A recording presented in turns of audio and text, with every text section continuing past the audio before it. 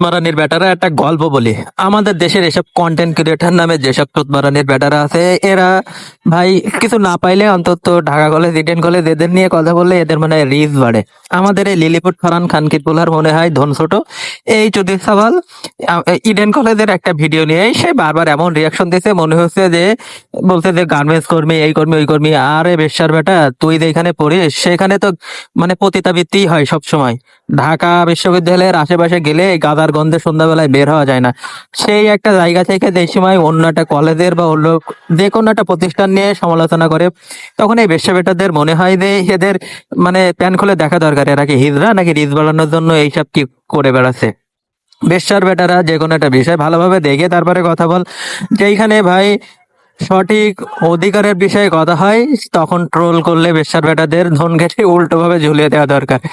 এই বেশ্যার বেটারা রিস্ক না পাইলেই মেয়ে নিয়ে আসে। যেমন আমাদের এসপি ক্রিয়েশন নামে আরো এক আছে, ওরা দেখবেন যে কয়েকদিন পর পর ভাই তো রিস্ক না পাইলেই লাগা বেটি, মানে বেটি বিষয়ে কথা বললে রিস্ক পাই। কি বিষয়ে ভিডিও তৈরি করে, কোনো বিষয় একটা চুতমারানির বেটাদের কোনো ভিডিও বিষয়ই থাকে না, শুধু একটা একটা বিষয় মানে ট্রোল করবে, হাসি মজা করবে, সেক্সুয়াল বিষয়গুলো তুলে ধরে এমন ভাবে উপস্থাপন করবে, মনে করবে যে ওরে বাবা, ওরা মনে হয় বড় হ্যাডাম চোদানি কমেডিয়ান হয়ে গেছে। এসব বেশ্যার বেটা, গোদরাটের বেটারা শুধু শুধু ভাই একটা বিষয় নিয়ে এমন এমন ভাবে কথা বলবে, মনে হবে যে এরা নিজেরাই মূর্খ।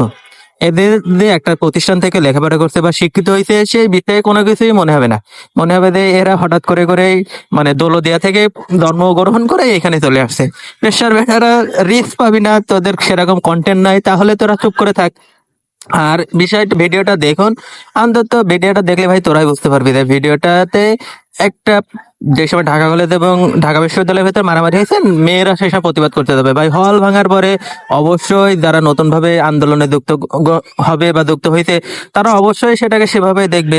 এবং একটা আন্দোলনের শুরুতে একটা উচ্ছ্বাসতা এটা তো থাকবেই।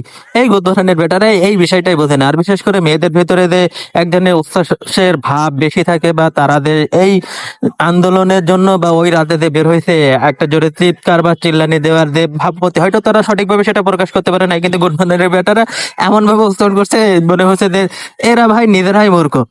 যেসব রোস্টার বা যেসব গুদমারানির বেটারা এইসব বিষয় নিয়ে কথা বলছে, এদের দেখেই মনে হচ্ছে যে ভাই এরা কি বিষয় নিয়ে ভিডিও তৈরি করছে। অন্তত একটা বিষয় নিয়ে রিসার্চ কর, তারপরে কথা বল। অন্তত তোর ক্যাম্পাস যদি ভালো হইতো বা তোর ক্যাম্পাসে যদি সেরকম ভালো কিছু থাকলে তাহলে তুই কথা বলতে পারতিস ভাই। কারণ হলো সামনে যে ভিডিওগুলো বা ছবিগুলো তোমরা সব দেখতে পাইছো, এই ভিডিওগুলোতে দেখো তো কি দেয়া আছে। সেই সব ভিডিও নিয়েই যদি সে নিজের কথা না বলে, সে অন্য একটা ক্যাম্পাসে নিয়ে কিভাবে কথা বলতে পারে। যা হোক, সাথে থেকো, ভালো থেকো, আল্লাহ হাফেজ।